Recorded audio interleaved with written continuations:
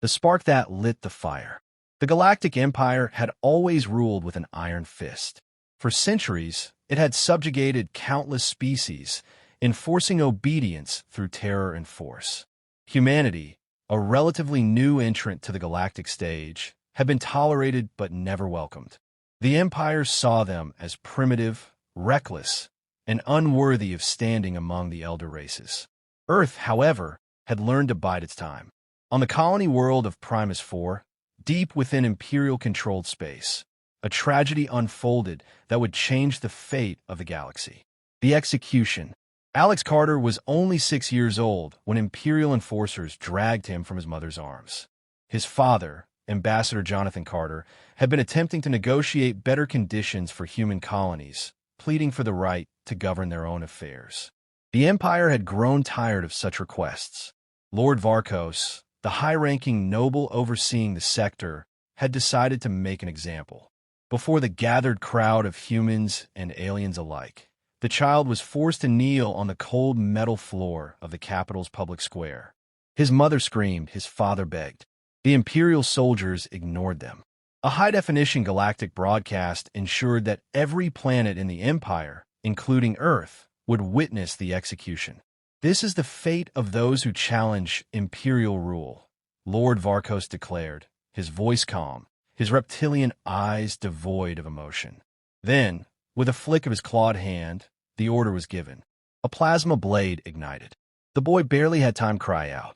The universe held its breath. The reaction. The broadcast reached Earth within minutes. Billions watched in horror as the child's lifeless body collapsed onto the cold ground, his blood pooling beneath him. There were no interruptions, no censorship. The Empire wanted humanity to see. They had. Across every city on Earth, in the colonies, and on military stations orbiting distant moons, an eerie silence followed the transmission. Then, like a tidal wave, rage erupted. People poured into the streets, demanding retribution. Political leaders, normally hesitant to challenge the Empire, stood unified for the first time in human history. The United Terran Coalition, UTC, convened within the hour. The debate lasted less than 5 minutes. A single message was broadcast in response. We are coming. The fleet mobilized. The war machine awakens. The Galactic Empire had underestimated humanity. Though they had limited territory compared to the Empire's vast holdings, humans had always been masters of war. Their homeworld had bred a species that had clawed its way to dominance through millennia of conflict. While the Empire relied on sheer numbers and archaic traditions, Earth had spent the past century preparing for the inevitable. Deep in classified military installations, Project Revenant was activated. Humanity had never trusted the Empire, and in secret, they had built weapons that violated every treaty, trained soldiers for a war they had prayed would never come. Now, nothing was off the table. The Martian shipyards went into overdrive. Fleets of warships, unseen by Imperial intelligence, emerged from hidden dry docks. Stealth corvettes, cyber warfare units, and next-generation AI-assisted battlecruisers roared to life. Every available soldier, pilot, and marine received the same order. Leave none standing. The UTC declared total war. No negotiations. No ceasefires. No prisoners. The message to the Empire.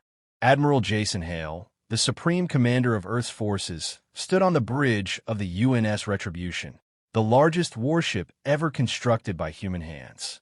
He gazed at the fleet preparing for their first strike. Thousands of ships, tens of thousands of soldiers, and the collective fury of an entire species burned behind his eyes. A final message was sent directly to the Emperor himself. You took one of ours. Now we will burn your empire to the ground. The engines of Earth's fleet roared to life. The war had begun. The first strike. The Galactic Empire had ruled unchallenged for millennia. It had crushed rebellions, conquered worlds, and enslaved entire species without consequence. It had never faced an enemy like humanity. Until now. Operation Stormbreaker. The fleet moved in silence. Thousands of ships, frigates, cruisers, and dreadnoughts emerged from the void like vengeful wraiths. Every vessel bore the mark of the United Terran Coalition, a banner that, until now, had never dared to challenge the Empire openly. That time was over. Their first target, Outpost Verick 7.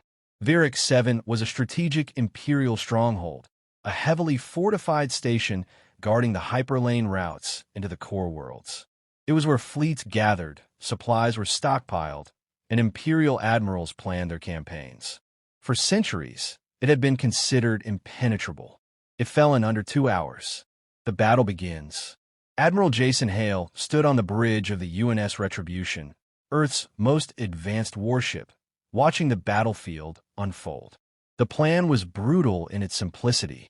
Phase 1. Cyber warfare units infiltrated Verick 7's defenses.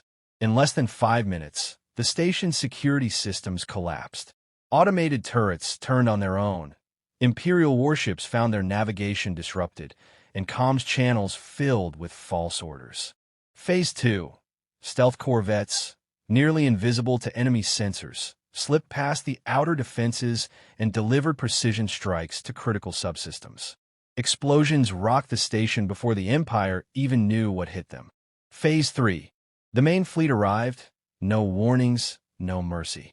A coordinated barrage of railgun slugs and plasma torpedoes tore through Imperial cruisers. Where the Empire relied on brute force, Earth used precision. Every shot counted. Every strike was lethal. Imperial forces attempted to regroup, but humanity had spent decades studying their tactics. They anticipated every move. The ruthlessness of humanity. For the first time in its history, the Empire witnessed how humanity fought a war. They did not take prisoners. Imperial officers who had enforced brutal subjugation on human colonies were executed on sight. They exploited every weakness. Enemy ships were disabled, their life support systems shut down, leaving their crews to suffocate. They showed no mercy. Every Imperial soldier who had stood by while the child, Alex Carter, was executed was hunted down. Their pleas for surrender were ignored. One by one, Imperial warships burned. By the time the battle ended, over 40,000 Imperial personnel were dead. Verick 7 was gone. The Galactic Empire, once untouchable, had suffered its first true defeat. The Empire's response. Word of the massacre spread like wildfire. The Emperor himself watched the battle recordings in silence, his claws digging into the armrests of his throne. Never had an enemy moved with such efficiency. Never had an enemy been so ruthless. Across the Empire, the news sent shockwaves. Some dismissed the attack as a fluke, believing humanity had simply been lucky. Others saw the truth. This was only the beginning. Admiral Zalvados, one of the Empire's most feared commanders, was given a single order. Crush them. He assembled a fleet of 1,000 warships, far outnumbering anything humanity could field. He expected an easy victory. He expected a desperate, broken enemy. He was wrong. A war without boundaries. As the Empire prepared to retaliate, humanity was already moving forward. Phase 2 of the war began. Every Imperial supply line was targeted. Merchant ships were ambushed, convoys obliterated, food shortages spreading through the core worlds. Propaganda warfare intensified.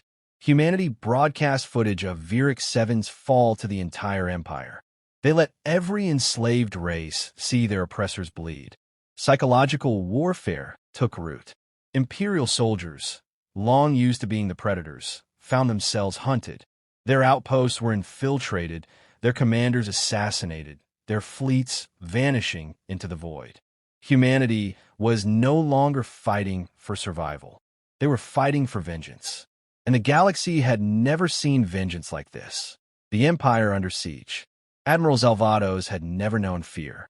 For centuries, he had commanded Imperial fleets with absolute confidence, crushing rebellions, exterminating insurgents, and ensuring the Galactic Empire's dominion remained unchallenged. To him, humanity was nothing more than a nuisance, a minor species that had deluded itself into believing it could stand against the Empire. Now, as he reviewed the staggering losses from the war's opening months, a realization began to settle in. This was no rebellion. This was extermination. The war spreads. After the fall of Verick 7, humanity had not slowed down. Instead, they escalated. The UTC High Command unleashed Phase 2 of the war, a campaign designed not just to defeat the Empire, but to break it beyond repair. Imperial supply lines collapsed. Fleets of Terran warships ambushed food shipments, weapons convoys, and fuel transports. Entire sectors fell into chaos as Imperial worlds starved, their defenses crumbling from within. Targeted assassinations crippled command structures. Imperial governors, fleet admirals, and high-ranking nobles were executed in their own palaces, their heads delivered as messages. For Alex Carter, the notes read, "Cyber warfare devastated the Empire's infrastructure. Banking systems failed, shipyard blueprints were corrupted, entire military databases were wiped clean. Imperial fleets found themselves stranded, blind, and vulnerable. What had begun as retaliation for a murdered child had become a calculated, methodical dismantling of an empire that had ruled for millennia. And the worst was yet to come. Psychological warfare. Humanity understood something the Empire did not. War was not just fought with ships and soldiers. It was fought with fear. The UTC launched a massive propaganda offensive, hijacking Imperial broadcast networks and replacing them with their own message. Across the galaxy, Imperial citizens and subject species alike saw the truth. Footage of Imperial warships burning in space. Recordings of human soldiers executing Imperial officers, the same officers who had once enslaved and brutalized human colonies. Broadcasts of rebel species rising up, inspired by humanity's war against their common oppressors. Entire planets, once loyal to the Empire, began to question everything. Resistance movements sprang up overnight. Imperial garrisons, stretched thin and demoralized, crumbled from within. The breaking point. Admiral Zalvados refused to believe it. He had spent too many years enforcing the Empire's will, too many battles crushing weak, divided enemies. He refused to accept that a single species, one species, could turn the tide against the might of the entire Galactic Empire. And so, he assembled his fleet. 1,000 warships. Enough firepower to wipe out entire sectors. Enough to erase humanity from existence. His target, Orion's Wrath, a strategic hyperlane hub that connected several human-controlled systems. If he could crush the UTC fleet there, he could turn the war around. He was confident. He was prepared. He was walking into a trap. The Battle of Orion's Wrath.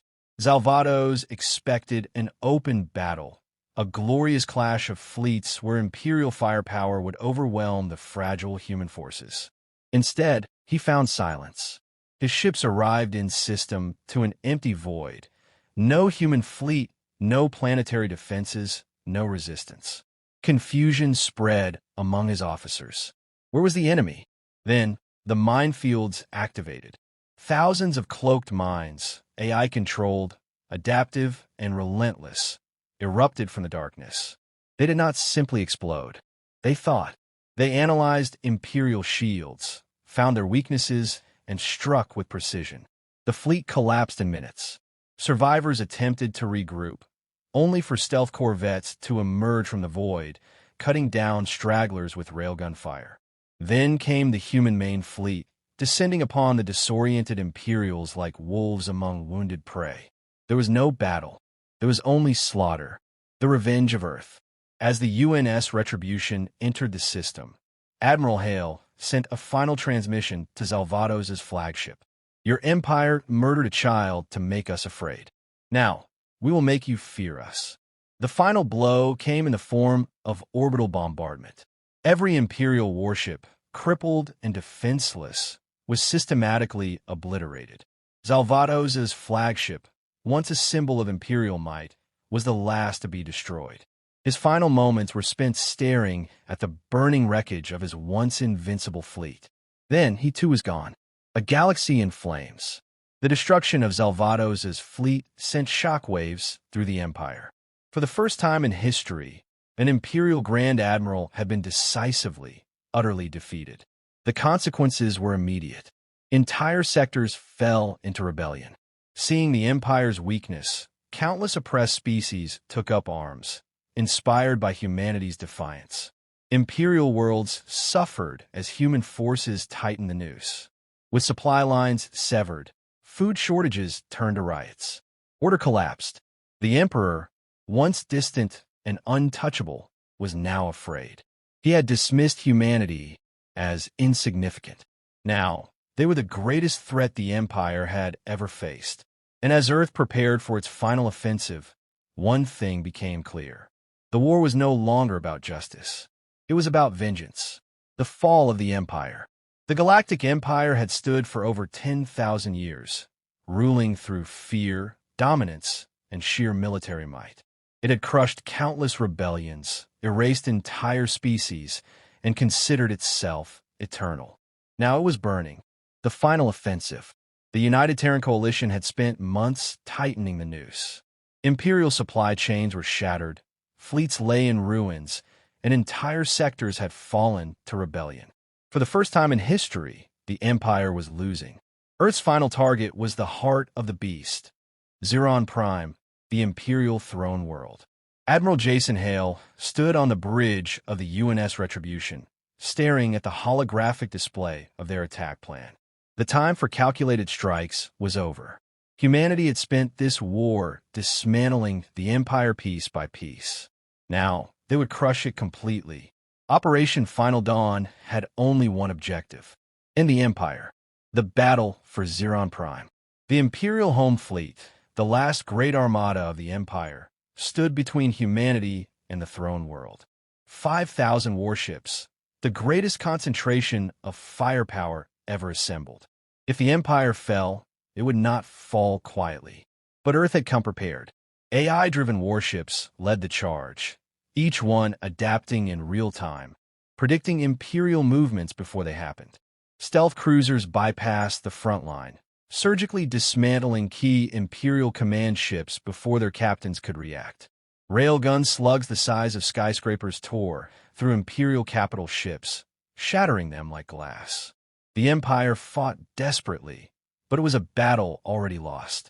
They were fighting an enemy that never stopped adapting, that refused to break. Within 6 hours, the home fleet was destroyed. The siege of the Imperial Palace. With orbital supremacy secured, the final phase began. Humanity did not waste time with negotiations. Dropships rained down from the sky, deploying tens of thousands of elite soldiers into the streets of Zeron Prime. The Imperial Guard, the last defenders of the Emperor, made their final stand. They fought bravely. They died quickly. Urban warfare engulfed the planet. Terran shock troops, backed by drone swarms and exosuit infantry, ripped through Imperial defenses like wildfire. Block by block, palace walls crumbled. The UTC made one thing clear. There would be no surrender. The Emperor's fall. Deep within the shattered remains of the Imperial Palace, Emperor Kael'Zor, the Eternal, sat on his throne, staring at the monitors displaying the devastation outside. He had ruled for 7 centuries, believing himself a god. Now, he was just a man waiting to die. The great doors burst open. Admiral Hale stepped forward, flanked by armored Terran soldiers. His weapon was lowered, but his expression was cold, unreadable. The Emperor straightened, summoning the last of his arrogance. "You think this is victory?" he sneered. "You have merely proven that you are as monstrous as you claim we were." Hale's gaze didn't waver. "We never claimed to be anything else." With that, he raised his sidearm and put a railgun round through the Emperor's skull. The reign of the Galactic Empire ended with a single shot. The fate of Lord Varkos. There was one final piece of unfinished business. Lord Varkos, the noble who had ordered the execution of Alex Carter, had been captured alive. Bound and beaten, he was dragged before a massive gathering of soldiers and civilians, humans and liberated species alike.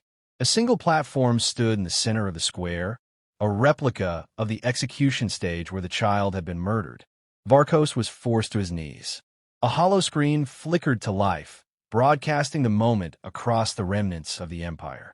One of Alex Carter's surviving relatives, his mother's brother, stepped forward. His voice was steady. "For my nephew." A plasma blade ignited. The broadcast cut out the moment the blade fell. The new order With the Empire gone, the galaxy stood at a crossroads. Humanity had come seeking justice but had delivered annihilation. Now they had a choice. Would they become the new conquerors, replacing the Empire with their own rule? Or would they become the liberators, ensuring that no species ever suffered under such tyranny again? In the end, the choice had already been made. The United Terran Coalition formally declared the formation of the Terran Dominion, not as rulers, but as guardians. The Empire's former territories were placed under self-governance, with humanity overseeing their reconstruction. The message was clear. Humanity does not seek to rule, but if another empire rises to take its place, we will return. Final message. Across the galaxy, one final transmission was broadcast from Earth. A simple warning. We may forgive, but we will never forget.